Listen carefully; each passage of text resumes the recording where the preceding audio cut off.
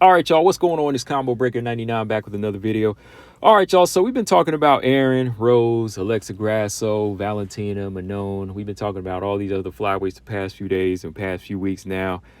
But there's another young lady in the mix right now that's ready to step her game up. You know, she's currently 6-0 in the UFC, and she's a danger. And she's in my triple threat for a reason, or quadruple threat, whatever you want to call it. Probably the highest rated on my new threat list. Y'all know who I'm talking about. I ain't forget about her. All right, I ain't forget about her. That's Natalia Silva.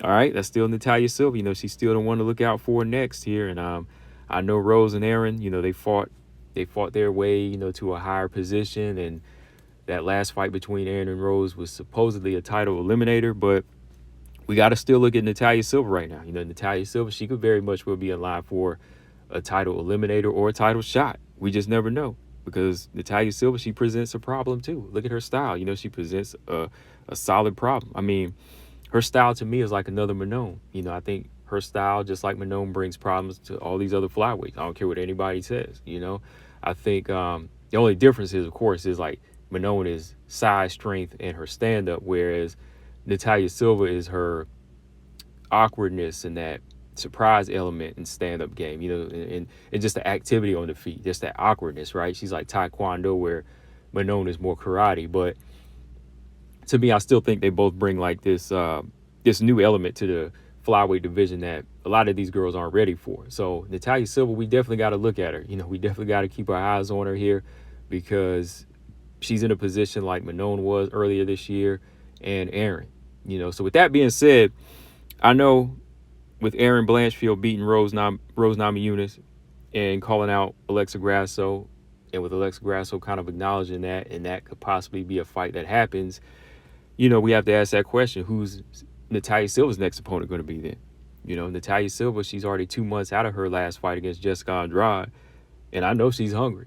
You know, I know this girl is hungry because Natalia Silva said, "Hey, I want that title shot." You know, she says she wants it as well. So we got to kind of throw her in the mix too. Like, we can't really just say that Aaron Blanchfield has got that Grasso fight on lock. Now, shout out to Aaron. Like I said, I respect the call out. If she gets it, great, good. It's a solid matchup. But with Natalia Silva right here, if Natalia Silva continues to call out other fighters, like if she calls out Grasso and she gets it, you know I ain't gonna be mad. I for sure ain't gonna be mad. Like, shoot, I think I would prefer Natalia Silva to get the fight over Aaron Blanchfield, actually, you know, because I feel like she was in that position like they were last year where she deserves her step up and she needs to prove herself to get that next title shot. You know, I think she deserves to get a former champion and prove where she stands. I know she fought Jessica Andrade, who's a former champion, but now I think she deserves that higher level of opponent. Now, I don't think she deserves to fight down, you know. So Natalia Silva versus Alexa Grasso,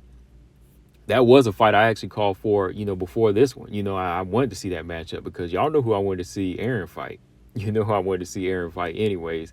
But Natalia Silva taking on Alexa Grasso, I just think that fight kind of brings, you know, a good explosive element. You know, you got the boxing of Grasso and you got that quick element of surprise of Natalia Silva, who likes to move and pop on the back foot.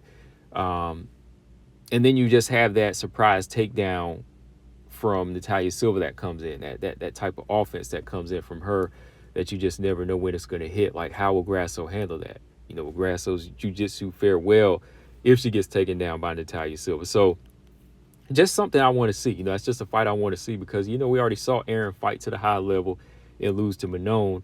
And she does kind of have to take a step down, and she did. She beat Rose Namajunas. I know she wants to get back in that mix, but again, it really wouldn't be fair to not give Natalia Silva her chance to fight that number one contender to get in that position. You know, to get in that position, right? Because right now Aaron is 1-1 in her last two fights, whereas again Natalia Silva is a clean 6-0 like she was, you know, at one point.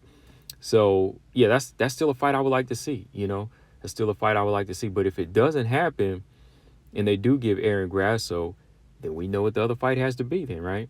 We know what the other fight has to be, and that would be Natalia Silva versus Macy Barber, right? Have to be the Macy Barber fight, which again is another good fight. That's another good style matchup. You know, I think Macy Barber granted everything goes well with her and, she's able to come back next year early and, she's recovered and she's fully healthy, I think she would present a good test for Natalia Silva. And I think Natalia Silva, she would have that good style to go in there and look good and make a big statement against Maycee Barber. And if these two fight, shoot, you could argue that they might get a title shot before Aaron or Grasso does, right? Because Grasso already got her 3 fights against Valentina, right? The champion. And I don't think many people would want to see Valentina versus Grasso 4 if Valentina beats Manon, right? If Valentina beats Manon and Grasso beats Aaron, then nobody wants to see that 4th fight. So I think they're going to want to try to shy away from that, is the best they can. So, I think that with Natalia and Maycee fighting, with the way their records are and just who they are as far as, the style they present, they could argue title shot before the winner of Aaron Grasso. Because, again, Barber, 6-fight win streak. Natalia, 6-fight win streak. They're in the same position that Manon and Aaron were in early 2023, late 2022, late 2023, early 2024, right? So they're kind of fighting for that next title shot with, clean streaks. Good 6-fight win streaks deserve a title shot to me, where Aaron already got that. Now she has to kind of go back to the drawing board, right? Now, again, I'm not arguing like saying, okay, if she gets Grasso fight, fine, because she called for it. She did call for it. But if one of these two next year, if they do sign this fight, if Maycee or Natalia do win that fight, I definitely think they have an argument to get that next title shot for sure. Yeah, because, again, they are in that same position. 6-fight win streak, 6-fight win streak. Win that 7th, boom, you get it. And, with the way Natalia's fighting right now, I think, she could clearly do that. She's kind of a bad style matchup for some of these fighters, But like I was saying too, man, like if they want to go the other route, like my original route, do Grasso, Silva, and do Aaron, Maycee. Because I told y'all last year, that was a fight I really wanted to see. Aaron versus Maycee is one I would love to see. And, I was kind of knocking it as far as just being like an entertainment fight. But shoot, that fight would still make sense. Like, Aaron beating Rose and, trying to get Grasso, that's all well and good. That's fine. But if she had to go back and fight a Maycee, to me, that still would put her in a good position. That's still a good learning fight for her. And it could still just keep her sharp. You know what I mean? Like, if they want to go ahead and skip Natalia ahead to get her shot, which I think she deserves, Aaron fighting a Maycee Barber, who's on a 6-fight win streak, and beating her will definitely put her back into the mix. And you could argue, okay, now she has to get in line too, right?